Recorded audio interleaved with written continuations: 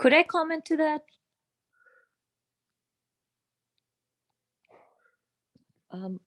Yes. Can you guys hear me? Oh, I'm sorry. Yeah, I couldn't tell. no, you're All right. right. No, I was going to say that because I actually taught at a public school for 3 years, and it was actually on the end of the town where there were pretty much kids coming from low socioeconomic background. So there wasn't even a concept of a family there. Like those kids were mostly, like so many of them were literally just raised by some grandma, and they were just dumped over to that place. And literally school was probably their only way to show them that there was a world beyond this little world of suffering that they were living in, and that there was hope. And some of them were not happy at all. Like there was a lot of irritation. So in a way you could say that their immediate problem was more of a mental health issue, just dealing with that day-to-day grind. But at the same time, we tried to make them realize that this education that they might get, this exposure might expose them to ideas, and this might actually be the way out.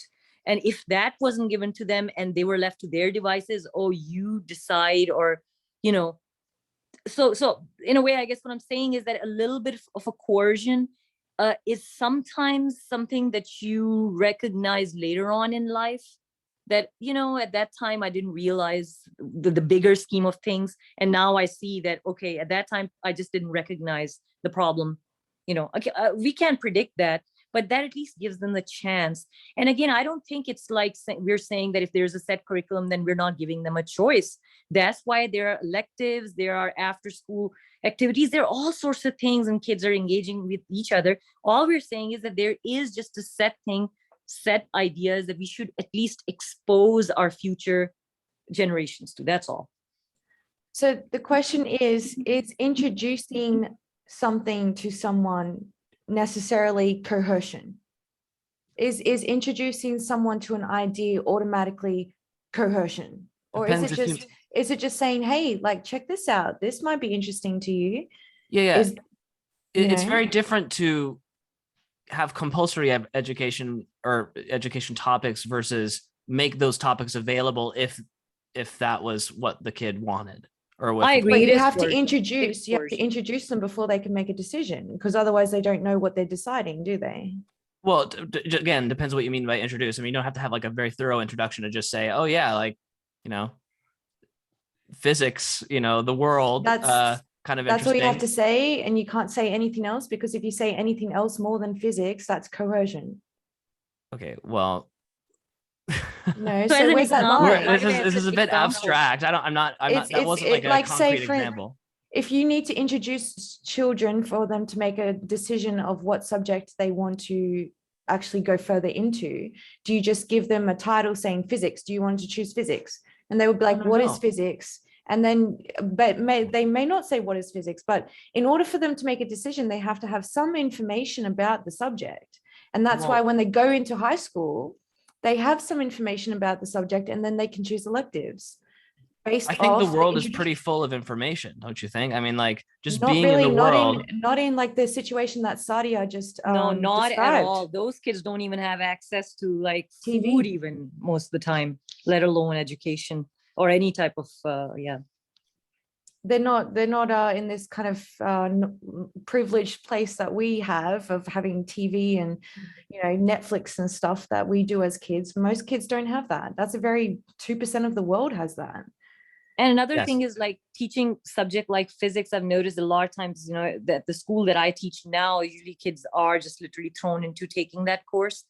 And there are some kids who come out as surprised. They say, yeah, it was hard, but this was really interesting. I never thought about it. I had some students who actually decided to go and major into physics and had never ever thought about it and would not have taken just because they heard it was a tough subject.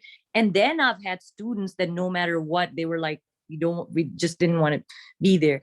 And usually I kind of leave those kids on their own device. I'm like, it's your choice. I understand the whole grade thing, but you just, what can I say? I mean, obviously you cannot coerce anybody. You can't forcefully make anybody learn. I just want to add that Popper was a school teacher. That's what he wanted to do. So how anybody can say that Popper didn't want schools to exist? It's incomprehensible to me. He was a school teacher. Yeah, I don't understand it. He didn't mention much about primary school. He mentioned a lot about higher education, university, Plato's idea of selecting the Yeah, future but leaders. he himself was a school teacher, just like yes, Hitler. but I don't know about you, but my agree. idea of a cool school teacher is one that thinks school shouldn't exist. Those teachers are out there, man. But he was in a school. But you can't say it it follows from Popper's work then. That's my argument. Really? Okay. Badinan, is it Nan? Am I saying that correctly? Yes, Badinan. Badinan. So you're in West Asia. What country are you specifically in? Iraq, unfortunately. Iraq. Yes. Is that cool? So you are if I've got this correct, you did a paper on historicism and Popperian philosophy. Yes, that's right. Yeah, it's the paper that I published in the academia in the journal Popperian University. It is a part of my MA thesis, which is historicism from KARL Popper's perspective, and I published it as a book. So were you introduced to Popper, or did you stumble upon him? The first, it was difficult for me to understand Popper, what he means about the open society, what the concept is that you see in the open society and its enemies, and what he means about historicism. But then after I read the Popper's books, and I reached the idea what he means of the open society, what is the historicism, and who are the historicists in history. This topic in history department we call philosophy of history. Those philosophers who has their own idea about philosophy, about history, we put them in the circle which is philosophy of history. But Popper put them as a historicist and criticized them and pretend them as a representative of the closed society. Can I ask, so you said you reached a conclusion on what the open society was after reading his books. Like, what would you describe as Popper's ideas of what the open society is? Well, the ideas that make the societies closed, like Platonism and Hegelianism, Marxism, all of the religious ideas, Islam and Muslim and Jewish, and we are, as Popper indicated in the open society and its enemies, there are many historicisms history, but we cannot mention in all of them in the All Life is Problem Solving. We have also Vico, which is a great philosopher of the Italy, and Ibn Khaldun, which is Arabian philosopher, who have their own philosophy of history. When I say history, the philosophers just do not just say about history, rather about all life. How the historicists that Popper defined them wants to tell us what's happened in the past, what's the first point, and what's the present time, and what will be in the future. That's our life, and the historicism ideas try to tell us this idea. Some of the philosophers of history think that our life is like a cycle, and say that history repeats itself. And the other philosophers think that history is like a decline and decline of the civilization or moral decline, like Plato. But some philosophers are optimistic, like Marxism, and he said that we reach a world without no full justice, which is communism, and full of equality. But Popper criticized this idea because he thinks that future cannot be predicted, because history is the social science. Why history cannot be predicted? The first measure in the element in history is human. There are some three elements in history that first we have to define them. The first, human, time, and place. Every event that happens in the world, there is a place, and also there is a time, and also the history that we have is the history of human. We are not the history of animals. We don't have this kind of history.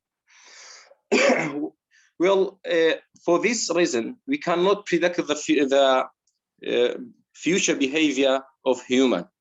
For example, if I say I'm close to the session, I go to university, for example, Korea University. All of you think that I'm going to the university, and you are absolutely certain about this. But maybe because of the situation, because maybe I went to the hospital because one of my friends is injured and in there, and you cannot predict my future behavior. And that's the main point of the Karl Popper's idea about the historicism and about history, that we cannot predict the future. For this reason, the Popper said the future is open. That means, and to make the societies open, we have to put all of these historicism's ideas away, like Marxism, as I said before, Marxism and Hegelianism, other ideologies that want to control all of the humanity and tell us what will happen in the future, or what will be in the future. It's getting away from that deterministic, yes, that the future is determined. Yes, it is a kind of controversial between determinism and indeterminism. Yes. Indeterminism, which is Popper indeterminist, and determinism is a historicism who think that things happen inevitably. We cannot get away from this. Like a law. Yes, like a natural law. But Popper thinks that the social sciences, sociology, psychology, history, and others, social sciences cannot have this kind of law that the natural science like physics has. Yes. Gabriel, you've got your hand raised.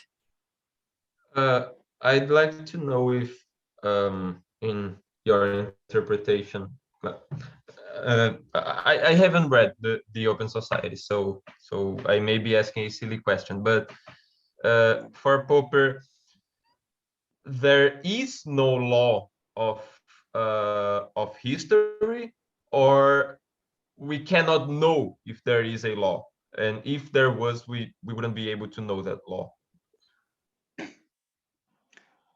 Well, there could have a direction, or which we call a course of history.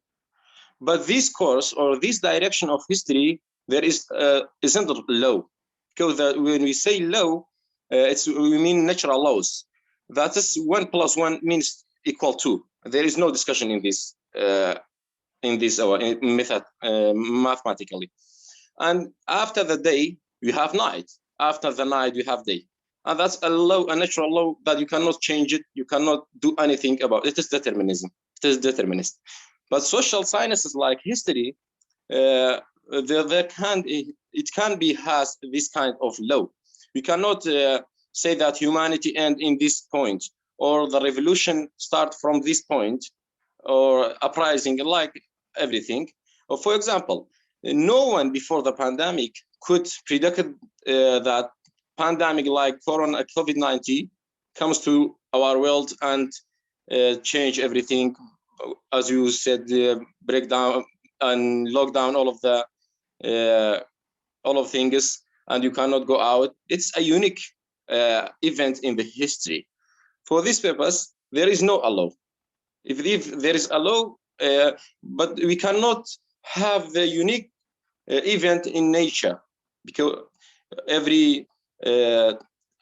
all of the days we wait for nights, and there is no unique events, and it can be happen. Yeah, too many variables. Yes. But I think yeah. I still didn't. I don't feel like my question has been answered. Maybe if I rephrase it, Okay. and So do you mean that because there are no regularities, we cannot know, or that Determinism okay. is, yeah. So Popper didn't agree with determinism. Basically, he said that everything is indeterminate. No matter if you had all the knowledge in the world, all the knowledge about all the humans and all the particles and the movements of the particles, it's impossible to predict the future. It's not determined by the past or by the knowledge. So Popper was an indeterminate that he said that it's not that we can't know, it's that it's not there, if that makes sense. That things are indeterminate, that they can never be determined by the past. If that answers your question. Yes, what will happen in the past is the past. It can be has the influence on the future. It may have some influence, like Aristotle tell us that if you define present, if you define anything, we have to know the background, the history of this thing. It's and in one point of view, it's right. But in Popper's point of view, we cannot define the future by knowing the past or knowing the present. How we can define the future, as he indicated in the Poverty of Historicism, the future will depend on the growth of knowledge on the future. It depends what we know. What we know in the future.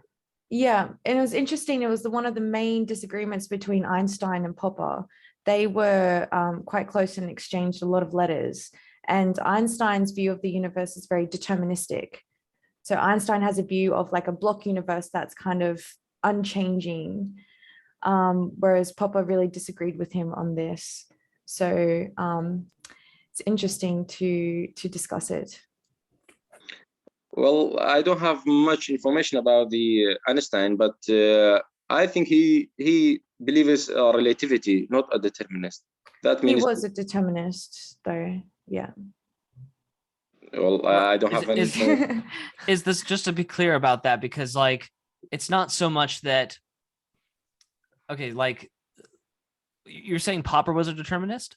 No, Popper was indeterminate. Yes. Sure, right. Well, but this difference between what we can know about the predictability of the future versus whether the future does have some kind of outcome that is definite. We can't know that. We can't try to predict it, but it's sort of a different thing to say whether the universe is determined and whether or not we can predict it, right?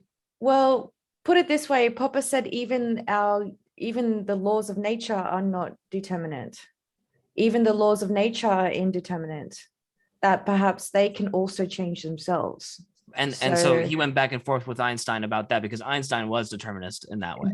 Einstein was very like this, the universe has a set course and there's nothing you can do to change it. Right. But we're just all riding along on this adventure. There's nothing you can do. But there is a distinction there, and I can't tell. I haven't read, is there some kind of like exchange between Popper and Einstein that can like be read in some book or something, right? Yeah. I can get it for you. It would be Conjectures, Refutations, or Unended Quest. Actually, mostly Unended Quest. Yeah, but I guess what I'm saying is like discovery, there's a letter of Einstein, and the logic of scientific discovery, and the back end one of the appendixes is a letter of Einstein. Yes. Gotcha. Okay. Yeah, but I'm just saying that like there is a difference between whether we could predict the future and whether the future does have a set, course, right? Sure. There's predictability in science, and Popper didn't deny that. There's a certain predictability. But that's still us. Yeah. But I'm just saying, like, I the emphasis that I think David Deutsch takes with it is like, we can't predict the future growth of knowledge, on top of the fact that we can know nothing for certain. So like, humans creating more knowledge, it becomes a much more untenable situation in terms of predicting exactly what will happen. Plus, we can't know anything for sure. We can't derive anything from nature. It's sort of like the growth of knowledge that is this special sauce of unpredictability. Universe itself, like if there was no knowledge being created, would be more predictable. See, that's what Popper argued against. Even the universe itself, the universal laws are indeterminate. So if you look at the speed of light, for example, speed of light to us is like a law of nature that we know for, like, it's pretty, not know for certain, but I'm not going to say that.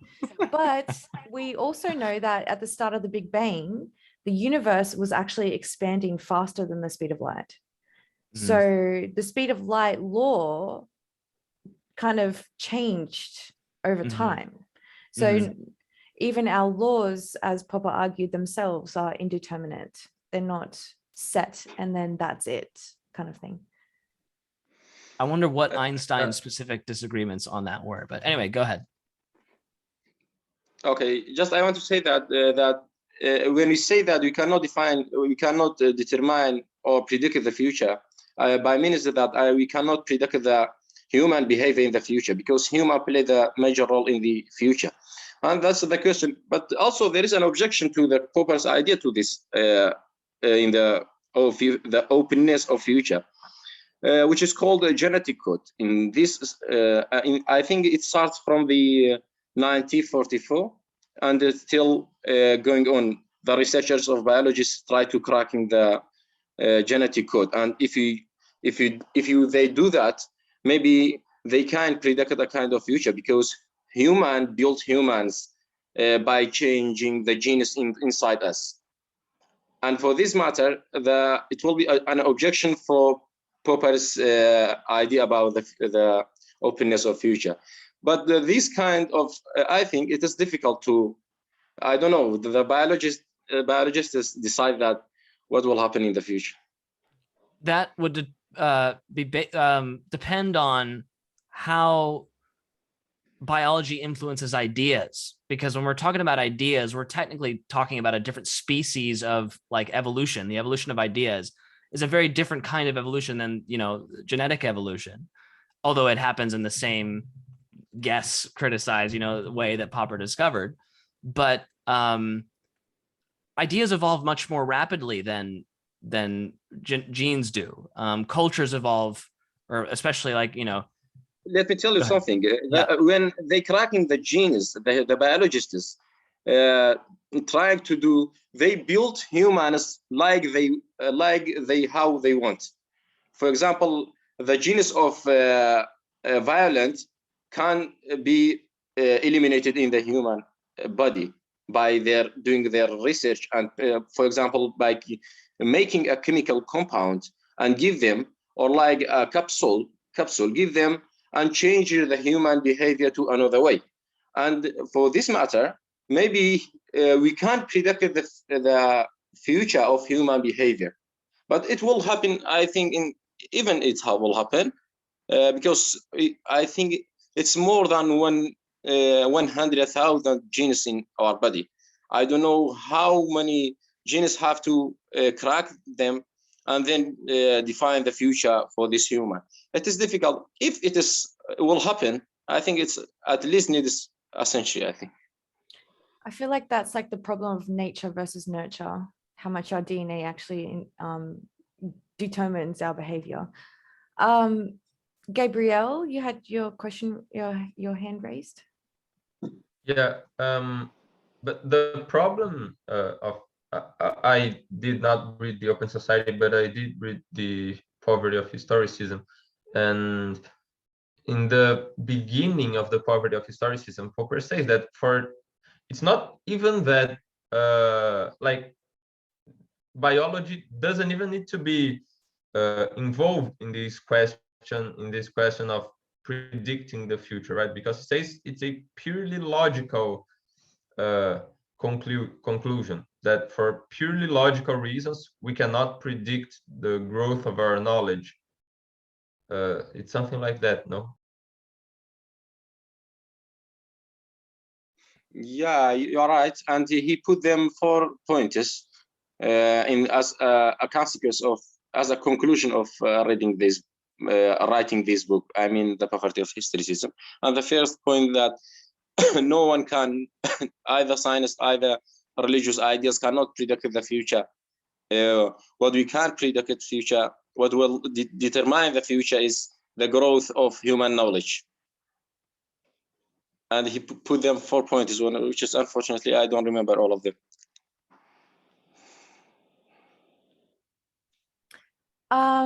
Badinan, can I ask you, what do you think is the best way to teach people about Popper's philosophy?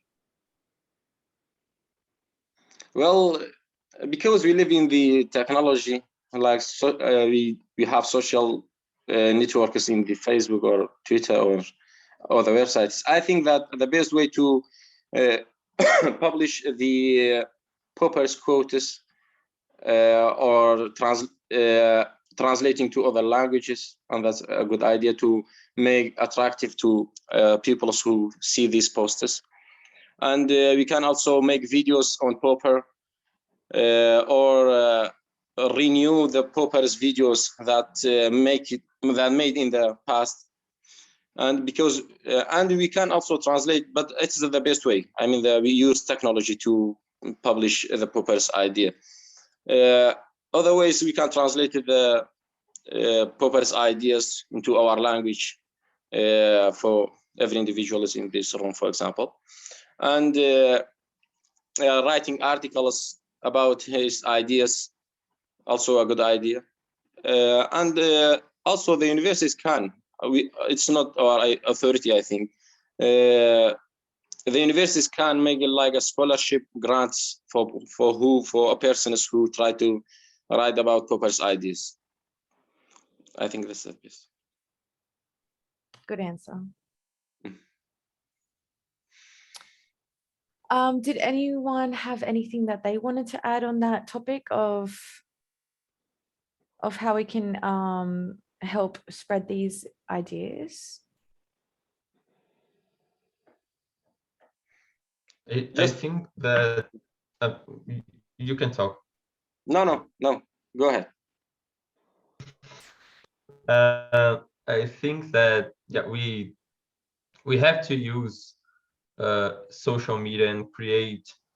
I think that the best way would be to have some sort of I'm looking for the word. It's like a catchy introduction, you know. So through Instagram, through YouTube, and very important to use like YouTube Shorts or things like that, which are very popular now. Have catchy videos or images that that take someone to the channel or the Instagram page, and where there is a more specific and a little more comprehensive list of content, and more comprehensive content of Popper, and where also the person can find his books. So in this way, we catch the attention of someone, and then it's like, look, there is this whole thing of this all this content that you can watch, you can learn a little bit, and if you can get a bit more into it, then we have the books you can download in this link. And so I think we should I was thinking about that we should use the most that we can the social media technologies. And I think that we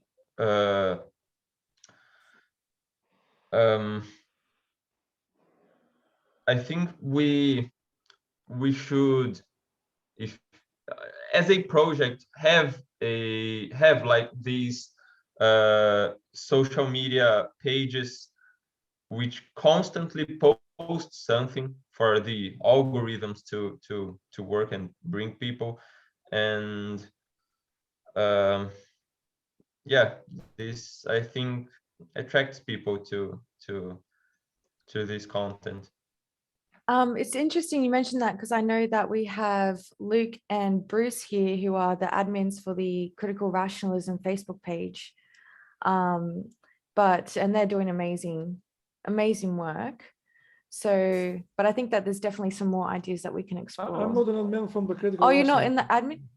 No, I'm the admin of the KARL Popper page. Bruce Oh, is, sure. Yeah, sorry. That's I right. often discuss that with Bruce, and Bruce always corrects me when I discuss. He always corrects me, Bruce. Yes.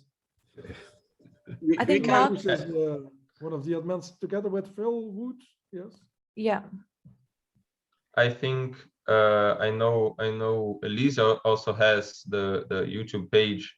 I heard about it before, that you read the Conjectures and Refutations, right? That is a very nice project too, and I think we should try to expand the influence of Karl Popper in social media. Like I find it very odd that I search in Instagram, for instance, for Karl Popper, and I find almost nothing. Basically, what I find are like these images, always with the same 2 or 3 phrases. Like it's very there isn't much, you know. And I think like we have a Facebook group, we have some sites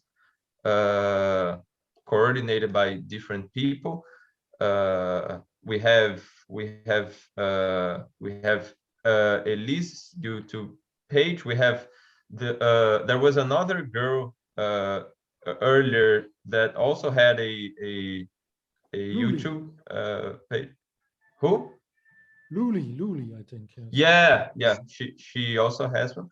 And so I think we should try to expand it mainly to, I think, Twitter and Instagram, and TikTok, which are the most popular medias today. The problem is, but I tried things like Instagram and so on. The problem is, on Facebook we have the KARL Popper page, but something like that, it doesn't exist in Instagram. So I put some things in my own name about KARL Popper from the Popper page, but yeah, nobody follows it. So I stopped, and it takes work. The Popper page alone, it takes a lot of work. Yeah. And open invitation. Sometimes I've had a few times that I posted something and it was picked up by huge pages on Facebook, and it got 100,000 of views. But I can't get this on Instagram. I put something there and 5 people see it. It's no use to be busy with it for me. It's too much work. Yeah, there's definitely a lot of us. We can all kind of, if anyone wants to jump on board and give it a go, we're all going to support you. And I think that's what the next 2 hours before closing ceremony that we can discuss is this idea of like a virtual dashboard, which everyone can kind of come in and add what Popper projects that they're working on. That way other people can say, oh, I can help you with this, or put in like, can anyone help me with this? So we can have like this international space where we can all collaborate together and say, I'm going to start working on this, guys. Do you want to help, or can I help you with this? And that's kind of what we want to develop. That would be a good idea if you design a website to protect all of the Popper's books and archives and videos and pictures, to download the books freely for individuals who want to read them. Yeah. So there's the Clagenfort download office. the books free. There's a copyright. Eh? The Clagenfort office. You're going to get into trouble. Yeah. There is a Russian website which is Genesis Library. You can download all of them. But it's illegal. That's illegal. That's illegal. If you put this on a normal website, Klagenfurt is going to come down. They're going to start a trial. The great thing is your that friend is paid for this. Eh? We have a connection with Klagenfurt office, and we want to maintain that relationship because we want to work with them. So we want to say, hey guys, this is an idea for a project I have. Thomas, who's the office administrator or the head of the office, we can get you in contact with him. We can get you to email him and say, hey, Thomas, I've got this idea for a project. Is this okay legally in terms of copyright? Am I allowed to go ahead with this? So if we all have a place where we're collaborating and working together, then we're going to not run into any legal difficulties of copyright and things like that. Because you're going to get into trouble if you do this. It's Thomas's job to protect the copyright. So if you put the books on the website, you're going to get into trouble. Eh? That's well, you can talk to Thomas about. You can talk to Thomas about making a translation in your language. You know, you can create that project and you can monetize it as well. Like there's a lot of options for us if we work with them. But he works with Thomas. He knows Thomas. Eh? No. Well, I have an objection to this copyright for philosophers or pioneers who died, because they don't need to do any more of the copyright, and the knowledge can be free for all of us. And these books that I downloaded in the Russian website, it was so beneficial for me, because if I tried to obtain them, I couldn't, because I do not have much money to buy all of them. Sure, but the Russia, sure. But I think the point is that you can't mention that on say the Critical Rationalism Facebook site. You can't mention that link. No, it would get us into trouble. Look, how you get your information is cool, but if you want to monetize and you want to make projects, you want to actually get, for instance, you want to sell a translation of Conjectures and Refutations as a publishing company, you can do that. And you can actually sell these you could sell audiobook translations, you can sell different other translations. When there's ways you can monetize Popper's work and spread it at the same time, but you can do it in a way that's legal, and you've got Thomas by your side saying that's okay. So yeah, and you see, Thomas was not difficult, because Badinan, for copyright, he just had to pay one book. He had to send him one book, copy of his book. He doesn't have to pay copyright. Because Badinan, he published the book. When I translated the Poverty of Historicism, I was not aware about the copyright things like, and I didn't know that Thomas, who was responsible for preserve the copyright of Karl Popper's books. And after I translated All Life is Problem Solving, and I contacted Luke, and he fortunately and gratefully helped me to obtain 2 of the chapters of the book that eliminated by the English translator. Then he suggested me to speak with Thomas to give this copyright permission. And I contacted him, and I said, I apologize for the Poverty of Historicism, which is, I did not at that time that you are responsible for this book. And I promised him to send him 2 of the 2 edition of the Poverty of Historicism, and 2 of the All Life is Problem Solving is mandatory, and one of my MA thesis that I sent to the library of Klagenfurt University. But they do a lot of work to promote the ideas of Popper, and also they have a lot of costs, and they sometimes, like now, they're busy with a new French translation, because the French translation was not complete, and it costs a lot of money, of course, and that's normal. yeah. Okay. Yes. So that's why the copyright fees are there, so that they can continue spreading and doing the job for Popper. And they get a lot of that money coming in from the copyright things. So, but we can work with them, and we can be in contact with them, so that we can make sure that we're always on legally, we're not going to get sued or anything like that. So but yeah, I think that making like an online dashboard or online hub where we can all contribute and say, this is what I've got planned. I'm thinking of putting Conjectures and Refutations in this translation. I'm thinking of having it as a YouTube series or a podcast or something like that. This is what I've got an idea. And then other people might be like, actually, that's really interesting. I want to be involved in that. And that way we can all kind of collaborate together. Good idea. Yeah. But I have a question. What does this copyright for? What is the copyright for? It's only for if you're, and I'm not an expert on this, and please don't take this as any kind of legal advice. Okay, about the others, I mean, look, or if you have any idea. It's for if you say his words directly in a large amount. So you can paraphrase his work, and you can put it in your own words. But if you're using his work and making money off it, that's a huge, like, pages and pages, and you're getting paid for that. That's copyright, because you're getting monetary. Yeah, but they're not very difficult. Like, for instance, the Popper page. If Klagenfurt wanted, I have to stop it immediately. Yeah? They allow it because, of course, it sells Popper's books. But if they want to do it, they can say immediately, we have to stop because that's not acceptable for copyright reasons. But they accept it because it helps them, the Popper page. But that's not. If I would do that and earn money with it, of course they will ask me to pay them. But it helps sell the books of Popper because many people came to be interested because of the Popper page, and because so they are not very difficult. But of course you cannot go against them. You have to work with them. Yeah. That's the idea. Especially when money is involved. And they're quite helpful. They're quite helpful. Whenever they can do something, they help. If you ask them something to research something and so on, they help. They have, I think, a digital copy of what is in Hoover in the Hoover archives, and they have a lot of stuff, and they are very helpful always. Whenever they can, they help. Yeah. Mm. Yeah, Gabriel? that's right. Yeah. Sorry. So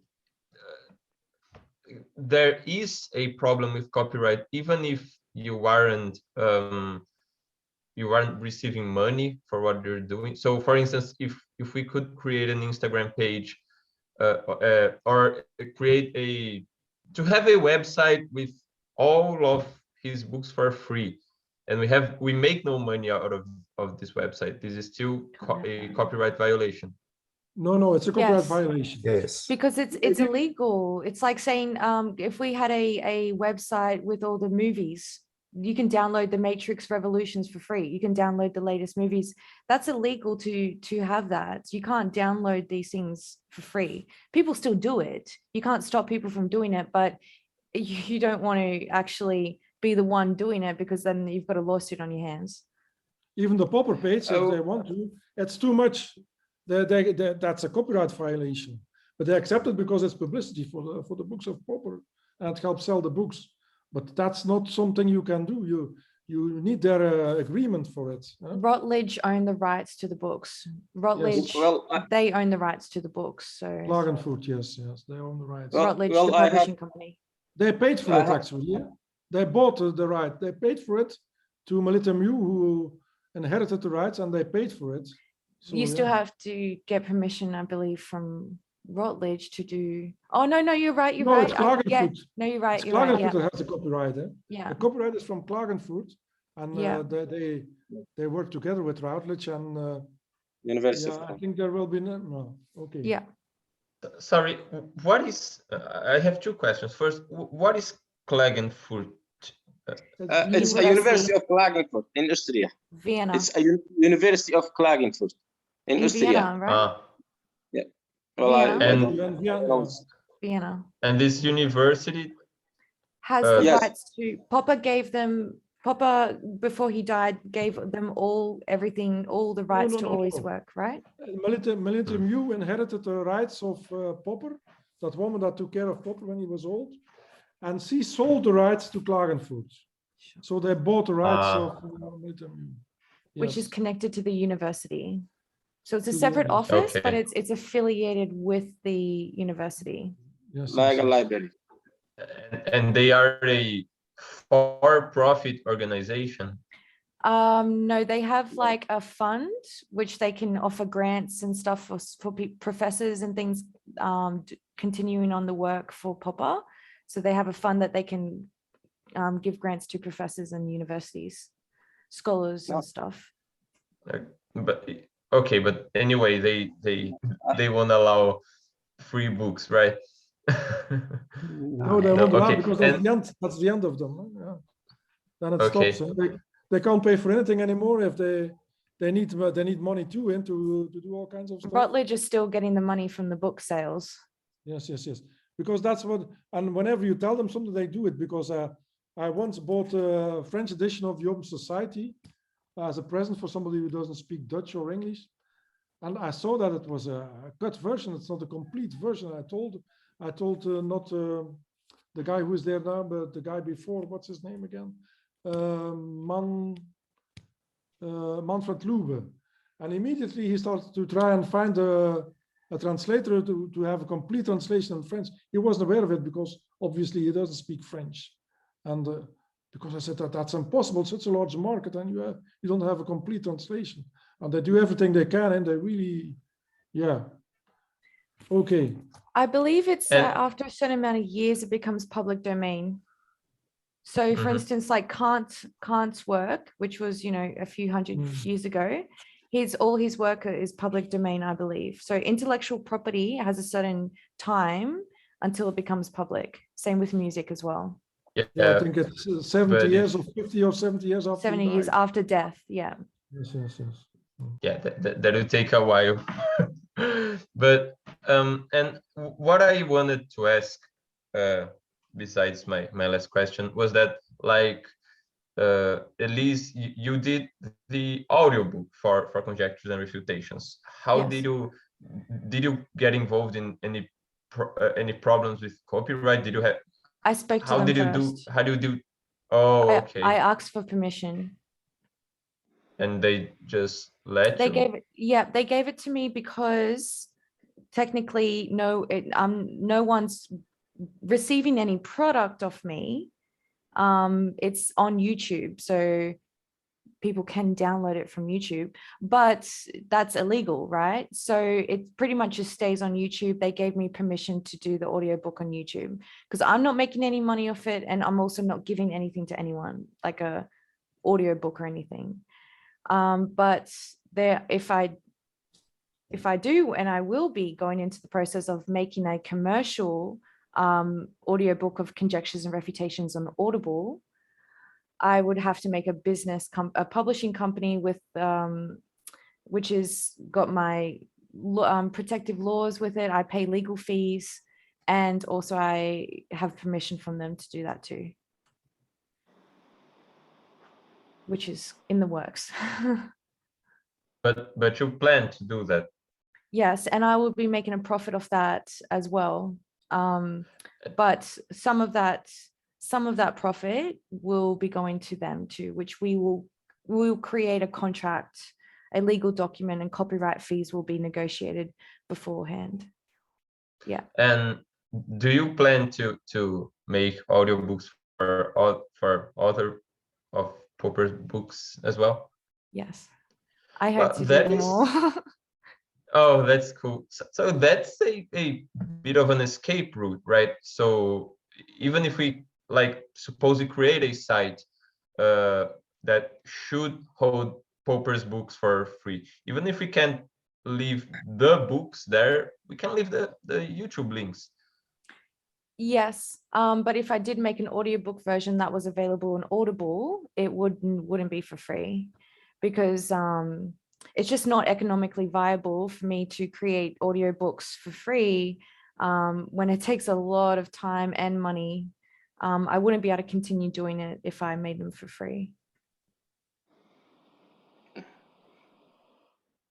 But there are projects that you can do for free that won't violate copyright. We could maybe we could try to create some project like we could try to create a community interested in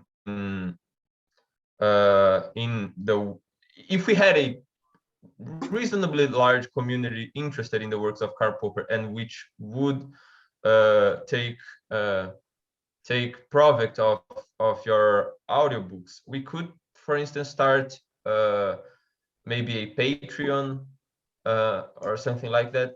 Could it work, do you think? If it wasn't his work, if you're saying his work in your own words, say for instance, you did a book called Introduction to the Open Society and its Enemies, and you said it all in your words and you wrote that book, you have intellectual property over that book. You can do whatever you want with it. You could sell it, you can make it for free, but you're not copying, like you're not actually reproducing Popper's work word for word.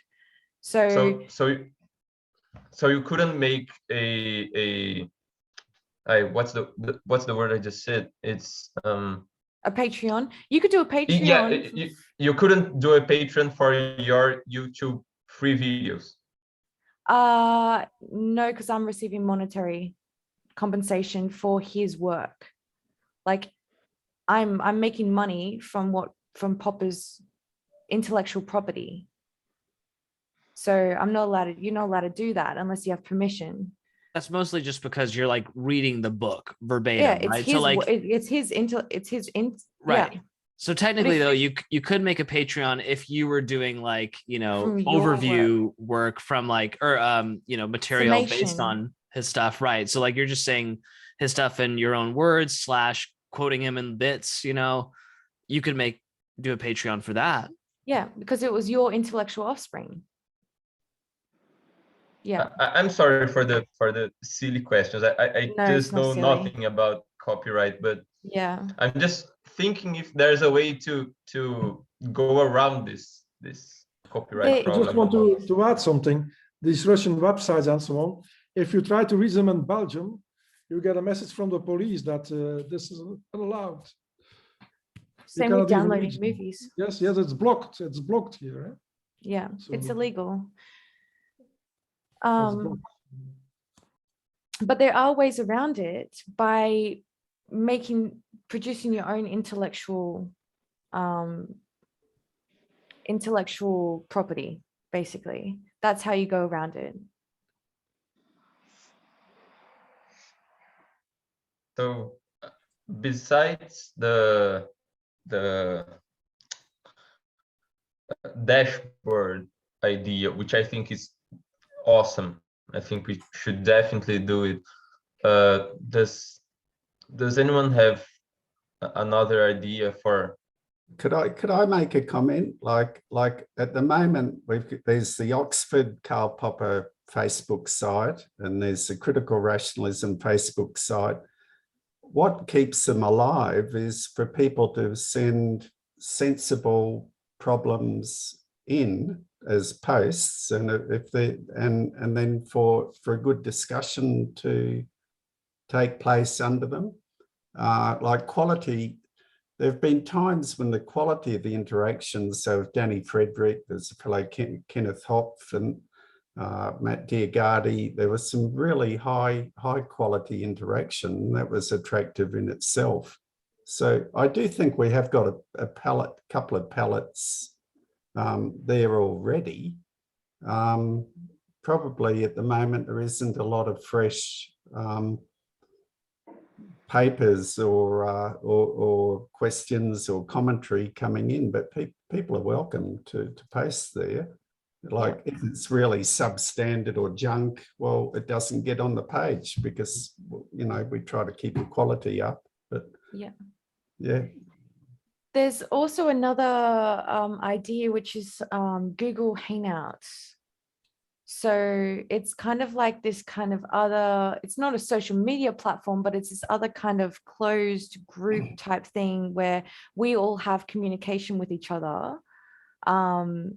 And we can kind of exchange things and similar to a Facebook page, but a way that we can also have, you know, exchange email addresses and things like that. So I'm looking into something like that where we can have, you know, more of a community hangout place.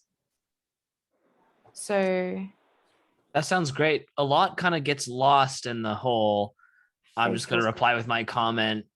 Here's your comment thing, because this form of interaction, it's nice to meet you, Bruce, and obviously everybody else here, but like, because I've seen you guys in bits online, and maybe it's just me, but I imagine it's not just me, but like, it's so much nicer to be able to interact in this way and actually see what you guys, like the people behind the comments, and it really enriches discussions and all kinds of stuff in the relationship. So like something like a Google Hangouts thing is a very good idea. Yeah. And also some people don't like to mix their Facebook with work, or some people don't, want to add everyone onto their Facebook because that's for their friends and family. So if we had another place where we could add each other and it's more of an academic friendly place, some people don't like using Facebook as well. So there's a lot of different, it could be useful for that in that regard too. Sure. You don't like the idea of WhatsApp? What's I up? don't know. Sure. I Well, mean, it's an option. you could always try something like that for sure. Things have like that have been tried, but I feel like they, I don't know, they'll kind of phase out at a certain point. Or I mean, like, there's a critical rationalist Telegram group, but yeah, I don't know. I don't know what else to say about that. But yeah, there's Bruce little wants to bits of say stuff. something. Can we let Bruce say something? He wants to say something. Bruce. Well, what I'd say is writing has got a place. This has been wonderful, and I've got to say I haven't been a driver of this, but I can see the benefits of the video hookups. But spoken language isn't very precise, is it? We tend, you can say, you can be a lot more rigorous in writing than you can talking. And even when you watch professors and, great people that we've had talking online, their thoughts are not as carefully thought out and as coherent as they are in writing. So there's certainly a place for a written interaction. I don't see that as a negative. Definitely not a negative. And also people are different, I guess. I personally very much feel like I lean in the direction of this type of interaction than comments. That's just totally me though. But I totally see the rigor aspect of it too. But for whatever reason, whenever I try, just again, this is a personal thing. Whenever I try to put I have continually just run into this problem of like trying to be rigorous in my written comment, but I'll actually kind of lose something in what I'm conveying. I won't be clear enough. I've talked to like friends about this who, are also critical rationalists. And I've like put things in writing to them and they'd be like, yeah, not sure exactly what you mean. And then I talk to them about it and they're like, oh, okay. But, so, yeah, the plurality of approaches is great. It's certainly not to denigrate the comment thing. Written wise, yeah. I want to come back to what you said, because I think also if you write, you interact with all three, and that was what Popper was all about. My feeling is, of course, if you're very quick-witted and highly intelligent and you talk, then you can always win the debate. I'm maybe not I'm not as intelligent as Phil Benesh, who we talked with yesterday, but if I can write and I have time to think, I can change my words, and sometimes I can do something good. But I'm not fast enough to reply or talking. That's you have to be faster in thinking. I'm not that fast, so I need a little bit more time. But, okay. I think you interact with all three, and I think that's very important. If you write, that you can change what you interact with what you have written, and you change it, and in the end you come up with something that you had never thought of before. And that's what Popper writes about. That's very important. I agree. So Google Hangouts and Google Groups isn't just video. It's video plus messaging plus discussion plus emailing. It's kind of like a conjunction of like Facebook and video. So it's not always video. That right, gotcha. The only issue that I see with that, or potential issue, is that a thing like Facebook or Twitter or like a messaging app like WhatsApp, it's the things about those things is that like people are already going to those things for other things other than, that particular group, discussion group. Whereas with Google Hangouts, it's like, who's going to Google Hangouts for anything else except maybe just that one Google Hangout group? Maybe I'm wrong, but that's one thing to sort of foresee. But I mean, as long as you could get the juices flowing, get enough people engaging in it, I mean, you could probably have something pretty hot. But yeah, why not try?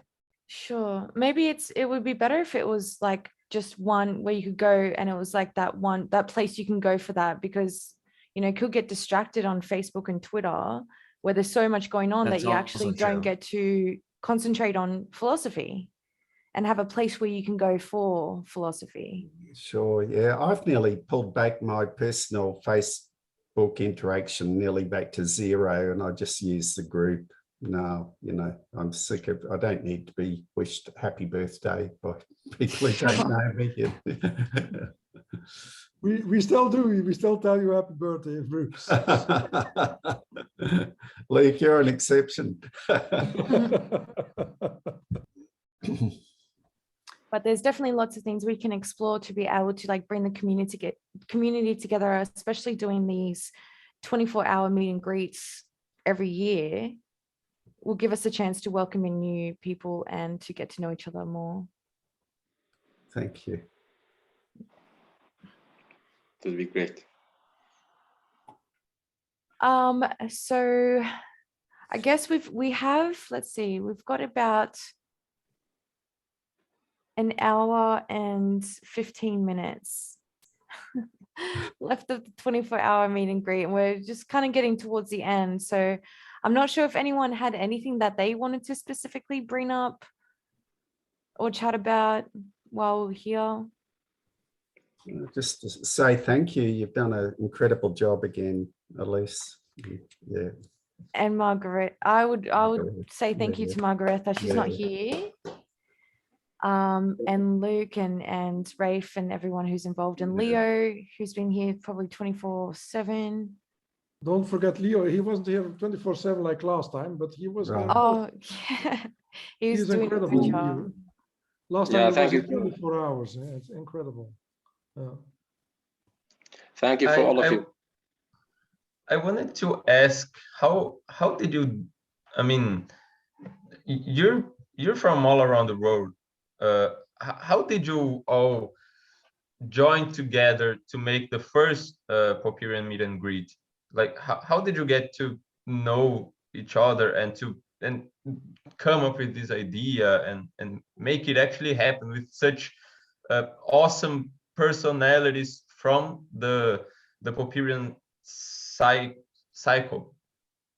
It was Margarita who started it, and she got in touch through Rave Champion with several people, and then she went to search on Facebook, and she found Critical Rationalist page and my page and so on, and that went from there always further. Yeah, okay. But Margarita started it. Yes, it was her idea. It was her idea. Yeah. Yeah. And tell you a funny story. Like Rafe Champion back in about 1970 grew up on a farm in Tasmania. If you know Tasmania, it's a little island south of Australia. And he heard about this KARL Popper and began reading Popper and really liked it. So he wrote a letter to KARL Popper from Tasmania, and KARL Popper replied. And then Rafe wrote back and told Popper that science was a bit like cricket, because cricket's a big sport in Australia. And it led from there, and KARL invited Rafe over to the UK to meet him. And that's Rafe's story. Rafe has been a great networker with all the senior Popperian people like David Miller and Joe Agassi and on. And I so credit can go to Rafe for that. And so Rafe would have been a big engine, wouldn't he, for this group, getting people together? Yes. Gabriel, have you been on for 24 hours straight? Almost. I slept for 4 hours. Wow. It's amazing. It's actually 4:46 a.m. here in Brazil. Wow. Do you know Daniel from Brazil, Daniel Vieira or something? Give me just 1 second. No, no, no. None of the Brazilians who were in this call I knew.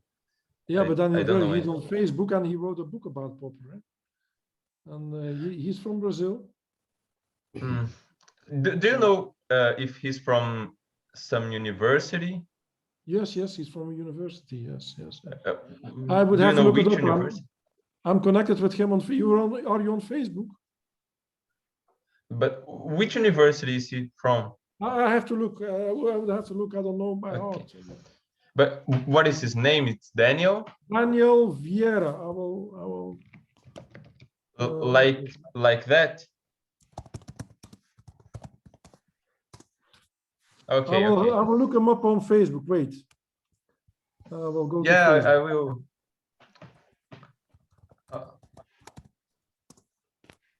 Uh-huh.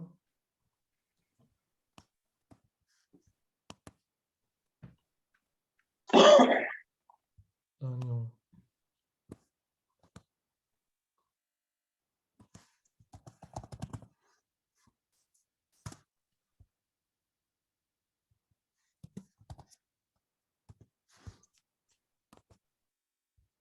Okay.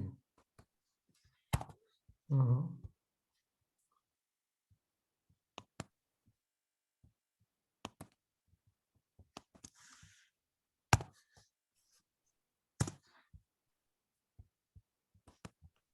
I put the link on the chat room, so you can see his profile on Facebook.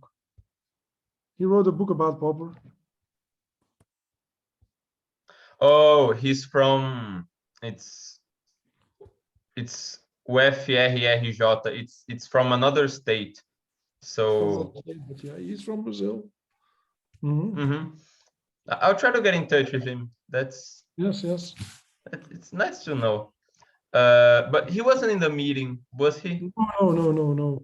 There was a Daniel, but I don't know if it was him. Yeah, I didn't have really because I was planning after the discussion with Philip Benes to have this for 1 hour and then introduce everybody. But the discussion was very good and it lasted 2 hours. I was very happy because that was the idea that there would be an interaction. That was quite nice. Yeah. Okay. Mm-hmm. So, Gabriel, what are you studying at university? I'm a biology student. Biologist. But I mean, my interests were always very broad. It was very hard for me to choose a course for my undergraduation. I didn't know if I wanted to be a physicist, a psychologist, a computer scientist, a biologist. I considered everything. I ended up going to biology, and now I am very much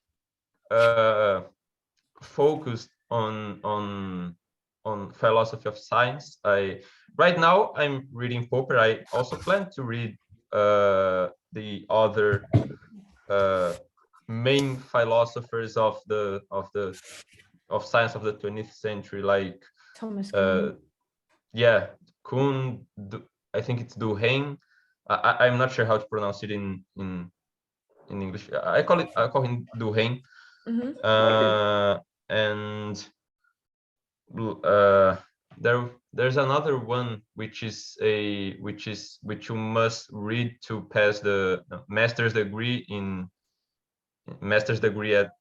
philosophy of science in my university. I don't remember his name, but yeah, I'll try to study all of them. But my main interest has been in Karl Popper. I find it fun to read him, right? Okay. I find it he writes in a very beautiful manner. And so you had asked what I'm studying in my university, right? Mm-hmm. Despite the fact that I'm a biology student, I found a way to direct my studies a bit to the philosophy of science. So in this pandemic, I could get a lot of electives from other courses. I got some from philosophy, and it was very nice. And I'm doing I really don't know the name of it. It's like it's a research, but it's a small research. It's not. It's a research for undergraduate students in the laboratory of history and theory of biology, in which I am like I'm reading Popper for this research, and I'm gonna make a Popperian analysis of intelligent design. Interesting. Have you read Popper's remarks in Unended Quest about evolution by natural selection? No, and actually, I haven't read yet the Unended Quest. All I have read from Popper is a couple of his texts from Popper selections.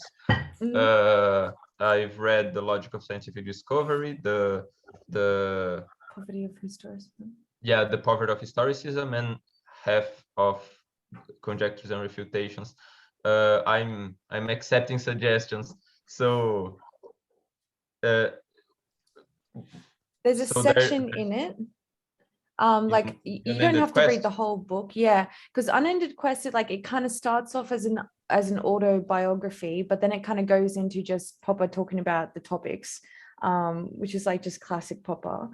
So there's a section on natural selection, and it's I think that you'll find it very interesting, is basically refuting the idea of the randomness of natural selection and the randomness of changes in DNA. So when the DNA molecule reproduces, we have this idea that there's these random changes that occur in that A, C, T, and G, and this random change will cause a mutation, and that the mutations are random and then get tested in the environment.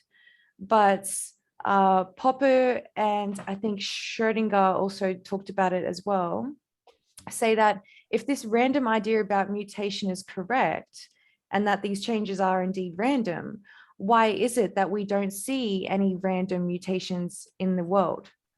Why is it that we don't see a lizard with 7 fingers, even as a baby? Like maybe they are, but they're not very often. They're so rare that could it really be a random change in the A, C, T, and G? So he goes on to discuss and criticize this idea that the changes are random, which I think is very interesting. That's interesting. I've learned about this topic in my biology lessons. What I've learned is that the mutations are, I mean, they have a cause. They're caused by radiation and some other events in cell replication. But as far as I've learned, they are indeed random. The reason why we don't see such randomness in nature, environment. In the environment, would be, I would answer that it's because most mutations are harmless. Most mutations, I mean, there are mutations that don't change the protein transcribed, so they don't change anything. And sometimes they change the protein, but the protein remains functional. It still does the same thing. And even when there is a functional change caused by the mutation, this may be very small.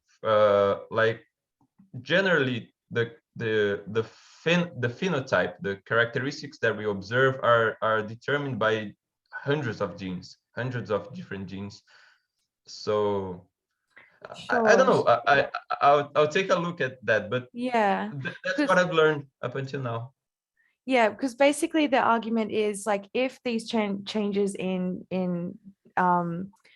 the features of an animal are random, and that those random things get pushed out and then tested, why is it that we don't come across any of these random things in the environment? Because they still got to live for a bit before they die, but we just don't come across them. So all the animals and the species that we come across are all very well adapted. There's none that are kind of like, so yeah, it's an interesting, Popper articulates it a lot better, but it is an interesting criticism, and his solution is also quite interesting to this problem.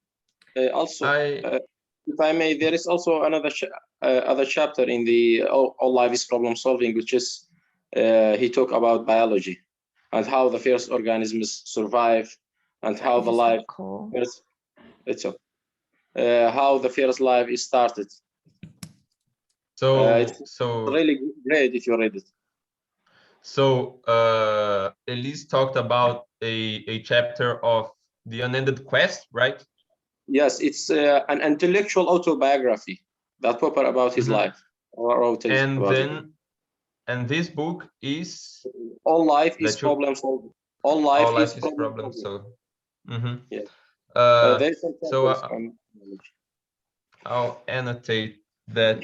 I'll take a note on that.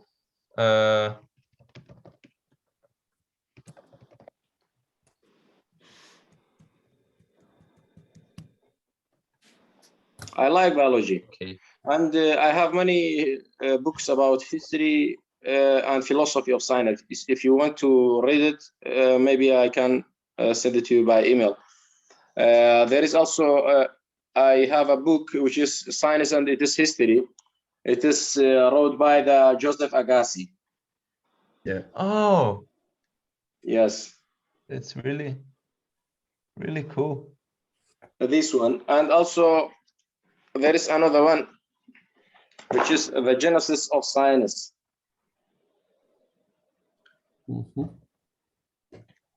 That's very cool. Yeah, it is. It mentions the history of science, the science from the ancient world, ancient era, and then the science in medieval era, and in modern and up-to-date era.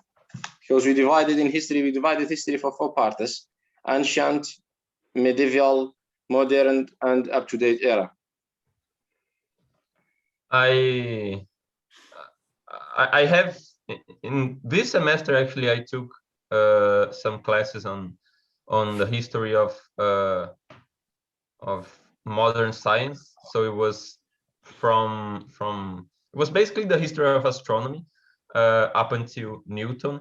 It was very interesting. I had classes on the history of biology, and I'm always very interested in these topics.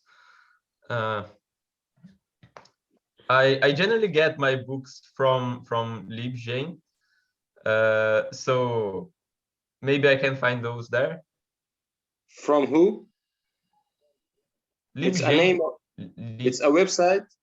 It's a pirate website. Do you read the book by PDF? Yeah, I always read it. I always read the PDF. Okay, just I'm saying that to not all the others in this room listen, just to you. A Russian website is a good website to download the books freely, and that's the best idea to obtain the books freely without no money. It's but if you want the very pretty, nice, awesome physical copy to have, you know, like to show off, you know, just like art, you know, you get to read it, you gotta buy it, you know, just saying. No, I'm just plugging that side of things. Okay, I've done my part. We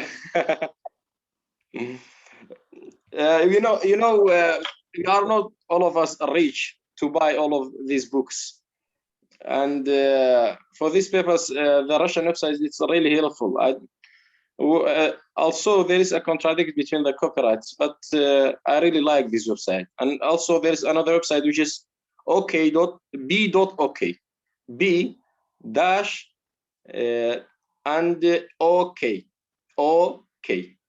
and it's really that you can download the books and articles. In Belgium, you just get a notice from the police that this is a forbidden website and you can't enter. Do you? Yes, but yeah. All of us, we cannot afford all of us to buy those books because in English books is very rich, very expensive, and so those that the Russian website will be useful for us. And Yeah, but I and understand also if you order from Amazon, they don't send to Iraq. I think Amazon doesn't send books to Iraq.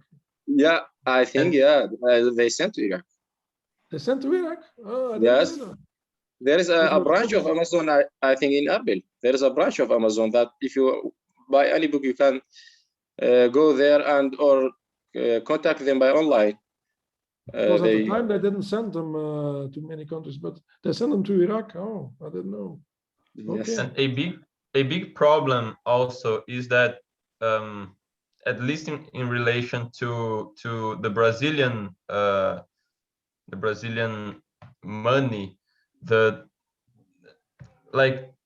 the dollar and the euro are very expensive, and this just increases the price of even more of products from other countries. We have a very serious problem with inflation in relation to other countries' money. In this case, the Russian website help you. Yeah, I always use Sci-Hub, but Sci-Hub, I mean, there is no, you can make a point of buying books because you don't need to buy 20 books in a month. Now, Of course. you sometimes need to read 20 articles in a month and more. You sometimes need to read 40, 50 articles in a month, and there's no way to pay for that. Like individually pay for 50 articles from Nature, from Science, from Elsevier. It's just completely unviable. So in this respect, there's no other way to Sci-Hub, I think. Yeah. And the university doesn't have money for this either in Brazil.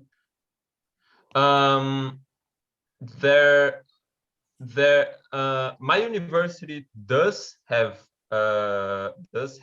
access to some of the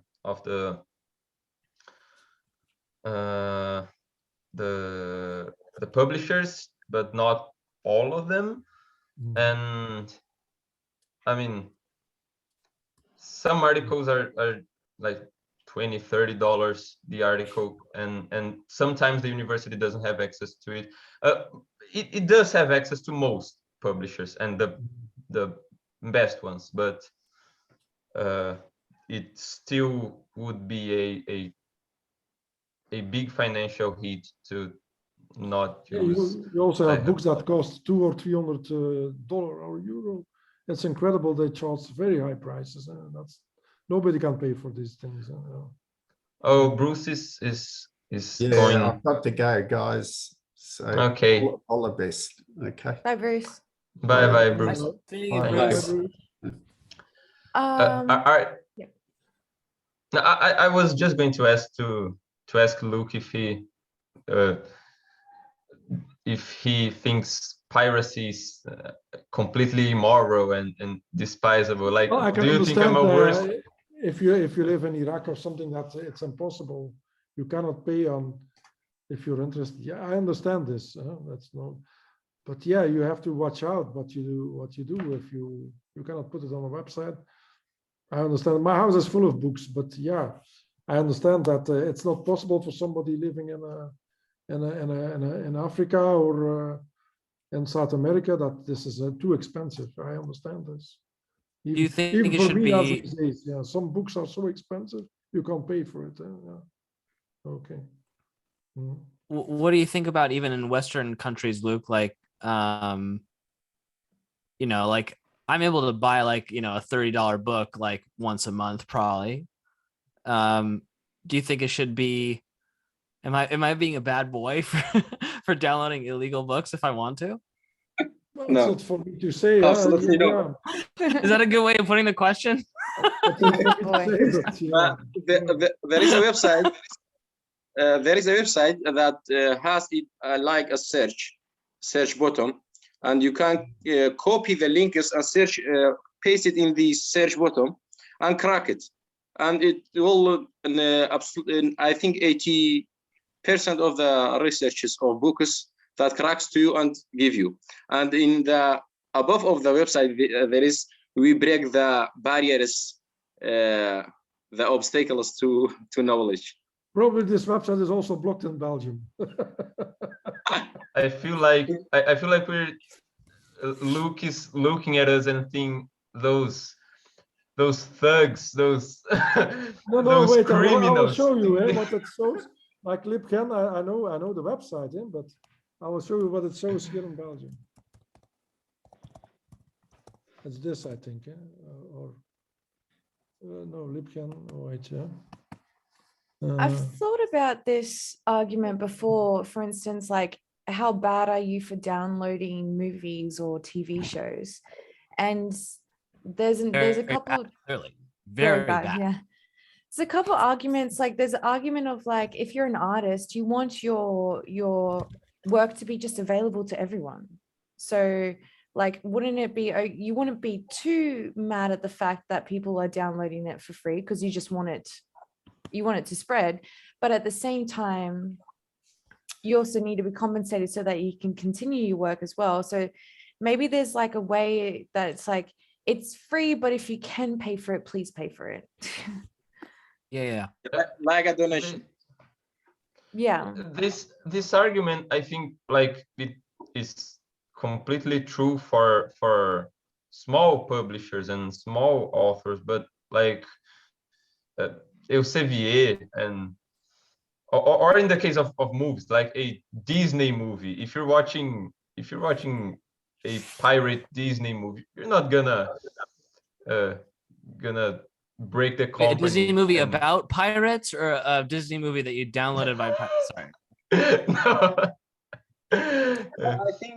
I think sometimes it's fair to author that obtain or earn some money by publishing a book that he was right on. But I think for philosophers or great persons who died, I think there is no reason to restrict to downloading the other books. I translated the books, 3 books, and whenever someone send me in Facebook or in email, please send me your book, I'll send it to everyone to read it. Why I translate it? To persons read it and make them intellectual. Yeah, I've always been in favor of. I mean, knowledge should be free of barriers. Yes, that's right. Absolutely. Including the knowledge how to make a nuclear weapon and a biological weapon. Not necessarily these kinds of knowledge. No, that should cost you money. Yeah, that costs money right there. You pay for that. So I think like you should be sensible with a small author, with a small author or a small publisher. You should be sensible to pay for the book and to pay for his work. Money. Yeah, and now those huge companies, I really have no sympathy for them. Yeah. No. Disney no doesn't need more money. Disney has a lot of money. Like they don't. It's okay from them. I have no money, and when say someone tell me please send your PDF to me, I'll send it to all of them. I just want to remind you that this book can be downloaded from the KARL Popper website. It's free. There's a link if you want to That's read the book. That looks The great. publisher allowed us to put a link on it. without no restriction. How No, how the is this publisher book? The publisher allowed it. We asked the publisher, and he allowed it to put a PDF on the page. So What's it about? Do you know, Luke? what? What is it about? Do you know? An old guy named I talked Mr. about it. Popper himself. No, it's Philip Benesch. It's the Viennese Socrates. It's about KARL Popper, of course. And we had Sure. a talk about. You have to listen to the talk. And the PDF is on Margaretha's website, KARL Popper, and it's a very good book. He worked 20 years on this book, and he wrote and rewrote. And Wow. but yeah, and we had a discussion about it with with him and with Joe Agassi and with Jeremy Schirmer and many other people intervened. It was quite interesting. Yeah. I don't think David Deutsch is going to read it. You don't Tim, think he what? will? It's his problem if he doesn't want to read it. Yeah, it's his problem. Why is there criticisms on David in there? No, it doesn't mention David Deutsch. No, What did Tim say? I didn't hear him. it doesn't mention David Deutsch. No, his name is not in it. No, I was just joking that I don't think David Deutsch would read it. I think it's maybe in line with his political perspective. Yeah, but you have, that's a very bad thing because you have to, as Popper said, you have to get in touch with and read stuff from people you disagree with, and that's how you learn. You Yes, cannot. yes. You can. The growth of knowledge is caused by the disagreement. Yeah? So Yeah, of if course. you only read books that you agree with, you never learn anything. Yeah? You just make your own biases. You just continue your own biases and make them stronger, but it's not a good idea. Yeah, Yes, lapsing into you're right. scholasticism. Mhm. I'm just still thinking about the idea that Badinan mentioned about whether when you pass on and when someone dies, should their work then be public? It's a very interesting question. I'm still thinking about it. It's should their family have the rights to the money after they die? Maybe, I don't know. Well, for Popper, for instance, but Doesn't have a Popper, family. his wife died before he died. But Yeah, Popper was very worried that if he would have died, that his wife would live in poverty. So, Sure. Because she would have had to live from the copyright. Yes. but if there's no family, then should that then make it public? I don't know. Yeah.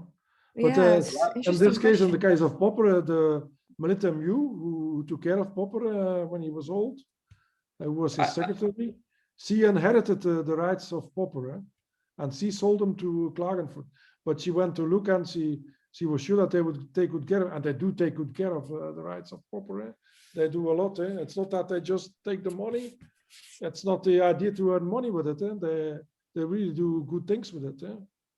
Yeah, Yeah, They I take care think of it. Some authors or philosophers died in the 18th or 19th century, and we have to have these books to read. Yes. But Popper has. I think I think if you want 5 years ago. Okay. yeah, sorry. I think we have, if someone in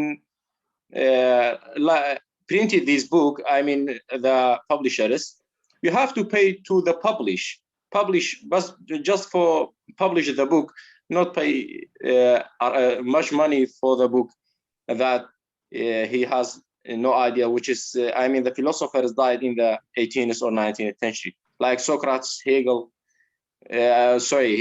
Marcus, Hegel. Their books should be free for all of us they are. to read. They are. I believe Yeah. it's 70 years public domain. Yes, fortunately, Russian website make it easy for us as an individual to download all of the books freely. But you know that this 7 years law, I think it applies only to books. For movies, it is different, and it is Oh, even more time, at least in the US. it's something like I remember that they changed some laws about music, because at a certain moment, all the records from, for instance, Elvis Presley would have become public property, and they changed it from, I think, 50 years to 70 years or something. It used to be 50 years after somebody died, but now it's 70 years. So I'm not a specialist in it, but yeah. Is that interesting? But of course, in Go ahead, Luke. the case of Klagenfurt, they also make translations. If there's something else in the book that were like an introduction that was written later, they still have the copyright of this. So it's more complicated than this. If, like, for instance, now they are making a completely new French translation, so that's the copyright has not started yet. So that's it's much more complicated than that.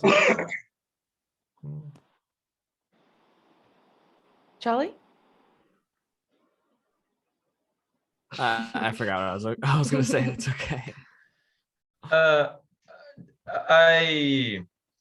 don't remember if Charlie and Elyse said how they got to know Popper.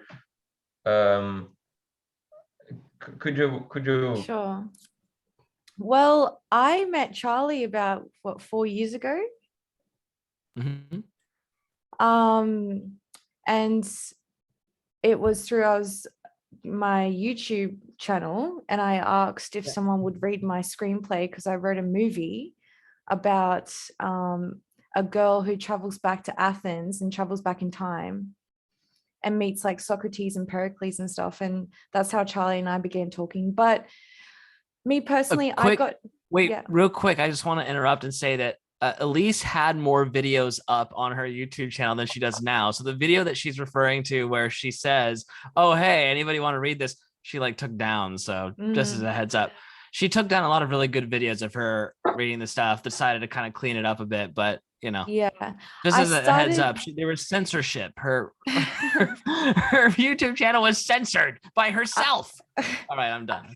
I started doing videos, like actual videos of me, like actually teaching Popper's work and like going through his chapters and stuff like that in my own words. And then I found once I got to the Open Society that I ended up, by the end of it, I was just reading it, what Popper had said, because I couldn't say it any better. So I was like, I should just do audiobook versions. And that's when I got into the audiobook. So I'm like, I can't say it better than what Popper said it. But how did you get to know Popper? So I skipped year 4 in primary school, and I missed out on a lot of really cool science about space, because I think year 4 is when you learn about the stars and the galaxies and like the solar system and stuff. So I missed all of that. And then it was in year 10 that a science teacher was explaining to me about how the sun was a star. There are billions of stars in the galaxy, and there are billions of galaxies. And I was like, what? Like, I was like 15 at the time, and I never knew that. Like, I had no idea like how crazy big the universe was. And I just remember feeling like this feeling of almost like falling in love with like what this truth had just like completely shattered my whole worldview. And I fell in love with science, and I would study it and learn all about it after school. And then I became really interested in like just learning more about what science was, like what actually happened 2,500 years ago that made such a big difference. Like, who started that and how did they do that? So I was in the library trying to find the answer, and I was in the library section, and just by random, I picked up David Deutsch's The Beginning of Infinity, because I was like, okay, the beginning of infinity, this sounds like how science started. So he mentions Popper there. And then I was reading Carl Sagan's biography by Kay Davidson, and he was referring to Carl Sagan as a Popper as well. And I love Carl Sagan. So I was like, okay, 2 people have mentioned Popper now. I'm going to find out what the deal is. And then I picked up Conjectures and Refutations, and I found the answer that I was looking for, which is, what is science? Who started it? Thales. How did he start it? He said, what do you think, to his students? No one had ever done that before. You know, like something so simple and something so magical. I just had to, and I found the answer in Popper, so never looked back after that. That's actually a beautiful story. Thank you. And what about Charlie? And the rest was history. With Elyse. Sorry, just wanted to make sure I did it first. Yeah. What about with me? Yeah, I don't know if I can top that, because like the whole falling in love with how big the universe thing is, and I don't know, I can't beat that. But falling in love with truth. It was the search for truth that I fell in love with. Well, that's what I was gonna ask you. I was gonna ask you a follow-up on that. Like you said, it was like falling in love, and then you had like this, you know, and it was in light of this idea about how big the universe was. If you don't mind, Gabriel, I'm just gonna quickly digress and ask Elyse this question. Like you said, like you went from that to then saying you fell in love with science. So like I guess it was like the process that led to that discovery is what you fell in love with. Because the way that it was the truth. like it you was fell in the love with the truth world that and not the process. it was the truth Right. that I'd fallen. So like I didn't really understand it till Popper described how Socrates would describe a philosopher. So Socrates says a philosopher is a lover of truth and a seeker of it. So that's when I learned and put it together that that I was a philosopher. It was the love of truth and the seeker of it. Did they teach you that in school, like what philosophy was, or where did you hear what a philosopher was? Popper said it. Popper said it, right? Yeah. So not until, that's what you're saying, that not until Yeah, then so did you it wasn't realize until Okay, it wasn't gotcha. until Popper described to me what a philosopher was that I learned Sure. who I was. Wow. Yeah. Cool. Brilliant. Charlie? Let's see. Yeah. But now just occurred to me. Did you at least did a course on philosophy, undergraduation on philosophy, something like that? No. I didn't finish high school. Yeah. You did a philosophy class in high school? No, I didn't finish high school. Didn't finish high school. Oh, jeez. Someone kick this uneducated girl. Yeah, get out of here. You think the universe is amazing? Get out of here. This is school. I dropped out at 16 like Popper. And then, yeah, see, we have that in common. Einstein dropped out at 16 as well, okay? So... Karl Popper, that's what yeah, makes sense. 16. Yeah. So, and then I studied outside of school on topics that interested in me. Just like Popper did, but Popper went to university lectures, but I watched documentaries rather than attending lectures like Popper. And I don't know if you've seen The Ascent of Man, Gabriel. It's a documentary that I imagine Elyse might be referring to in her process of watching documentaries. Is that involved? But The Ascent of Man. Yeah, it was Brian Cox actually, but yeah. Oh, right. Okay. Anyway, sorry, but The Ascent of Man is an extremely good documentary. Have you heard of it, Gabriel? I don't think so. Jacob Bobowski. Bernofsky. I think it's pronounced Bernofsky. Sure. I used to pronounce it Bernowski because that's how it's spelled, but I think it's pronounced Bernofsky. Sure. But Jacob Bernofsky, he was an appreciator of Popper's, and this documentary that he made actually ultimately inspired Carl. Gee, can I not talk? Carl Sagan's Cosmos. Yeah, and I don't know if you've heard of Cosmos, but Carl Sagan's Cosmos is also quite good. Course. Yeah. I classic, watched right? The first one a lot of times. It's just amazing. Oh, nice. Okay, cool. Elyse? I was going to say, with the Carl Sagan one or the new one with Neil deGrasse Tyson? The one which I watched most was the Carl Sagan, but sure, I also watched the Neil deGrasse Tyson. I love that documentary. Not the Neil deGrasse Tyson one. No, Then both, but Neil deGrasse Tyson one, I love that so much. I would like get a tear every time the intro music. love I just it? loved it so You, much. you love it more than Sagan's? I don't think so. It's hard to say. I found Carl Sagan's after the new one. Okay. So the new Mhm. one was like this new thing, and then Carl Sagan, I was like, oh, so but yeah. My parents were. I was going to say I'm also a fan of Jacob Bronowski.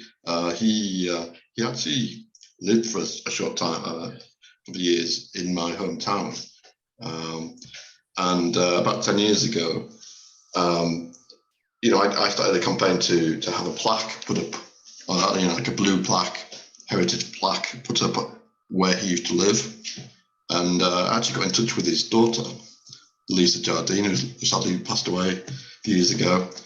But she came up and she unveiled it, and it was quite a good day. An interesting day spending over there. Where's your hometown, Tim? Yeah, that's in Hull. It's actually in the 1940s. It was his first teaching position in the 1940s. So sadly he died very young. It's a shame that he died shortly after the ascent of man, and he maybe would have been more well known if he'd lived a bit longer. Yes. I just want to mention that the book is still available, of the Ascent of Man. There's also a book.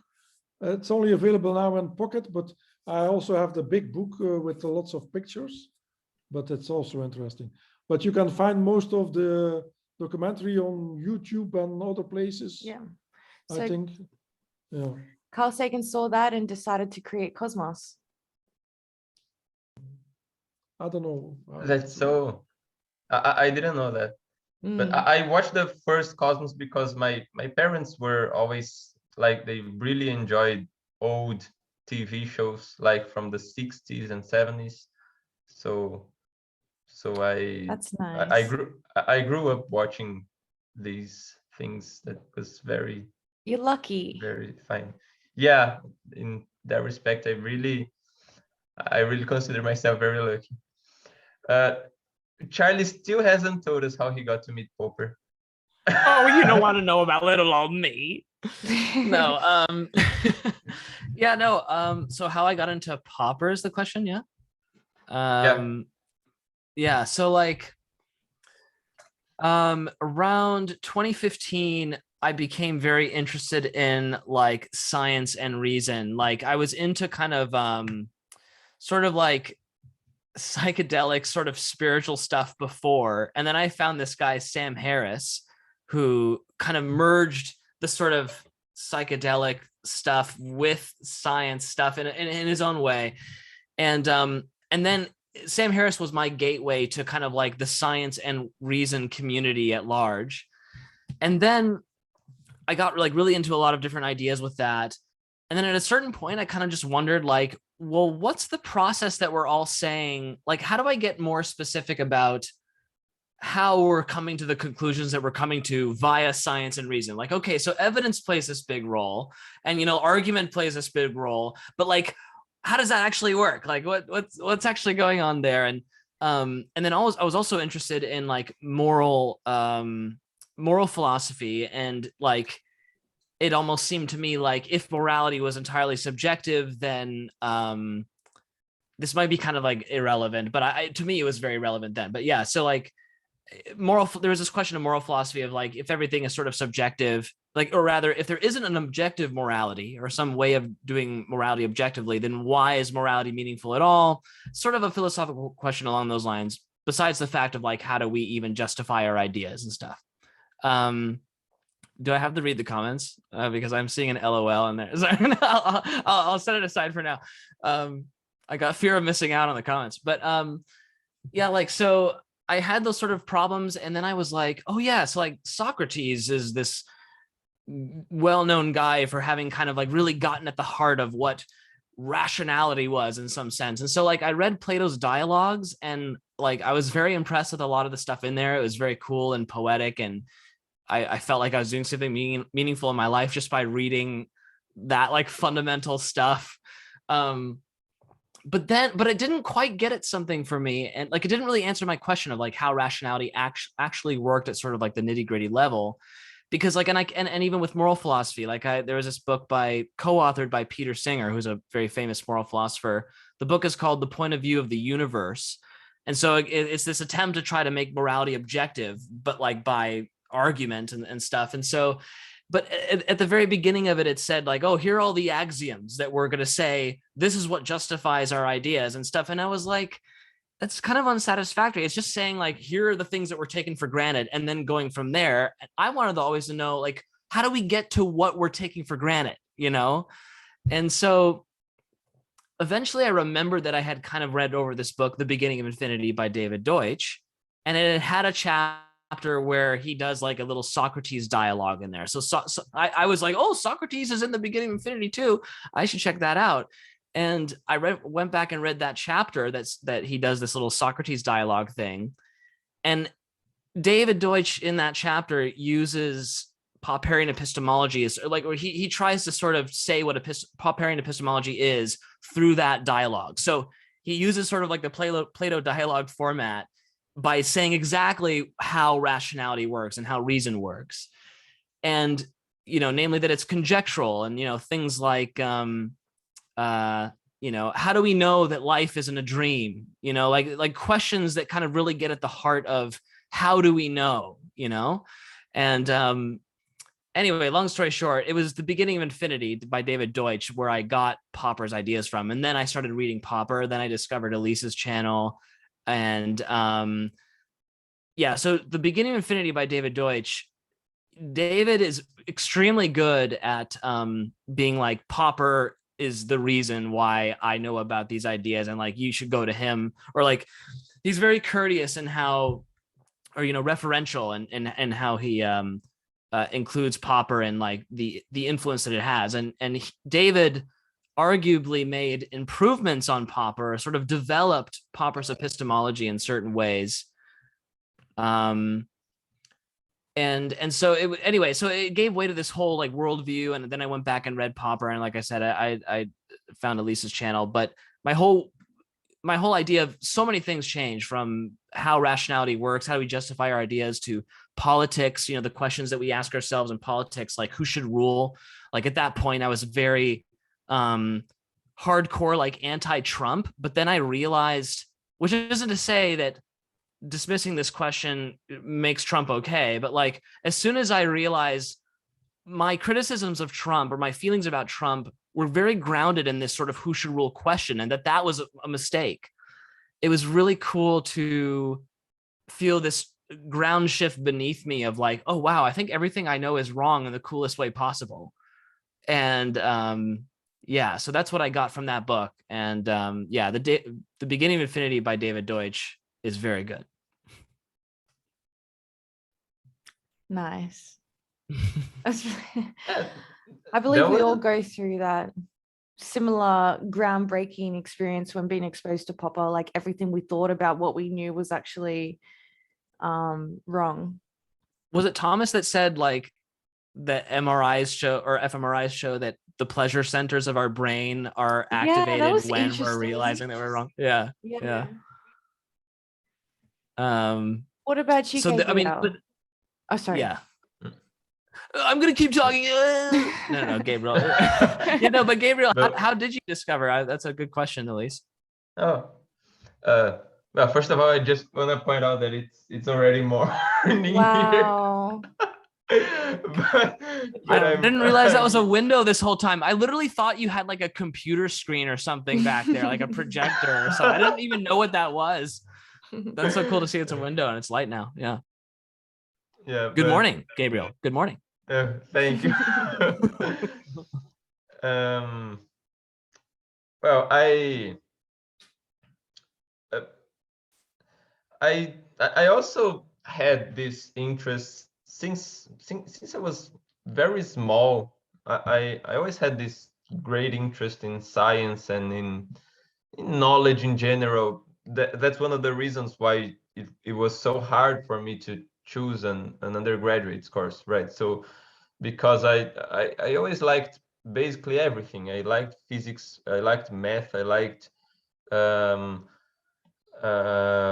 computers, and computer science seemed awesome because of AI and stuff like that. And biology I really like it too, and physics.